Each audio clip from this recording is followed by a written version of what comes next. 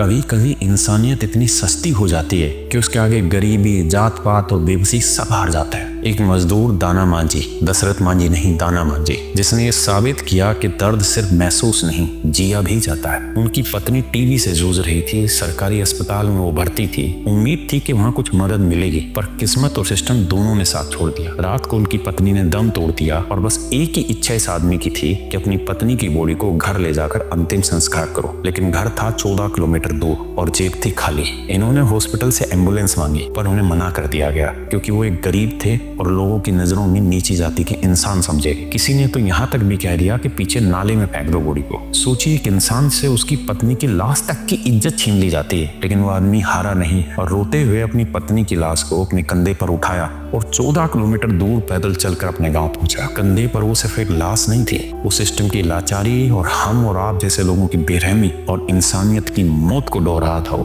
दाना मांझी अपनी पत्नी की बॉडी लेकर चलते हुए पूरे देश के लिए एक आईना है, जिसमें दिखता है कि गरीबी सिर्फ पैसे की नहीं होती है, कभी कभी हमारी सोच की भी होती है। अगर उस दिन कोई हाथ बढ़ जाता तो शायद इंसानियत जिंदा रह जाती। पर उस दिन दाना मांझी अकेला चला और पीछे छोड़ गया एक सवाल, क्या हम अब भी इंसान नहीं बनेंगे? क्या जाति का वहम और गरीबी का वहम आज भी हमारी आंखों पर हावी रहेगा? फिर किस नाम का विकास और फिर किस नाम की पढ़ाई कर रहे हैं आप?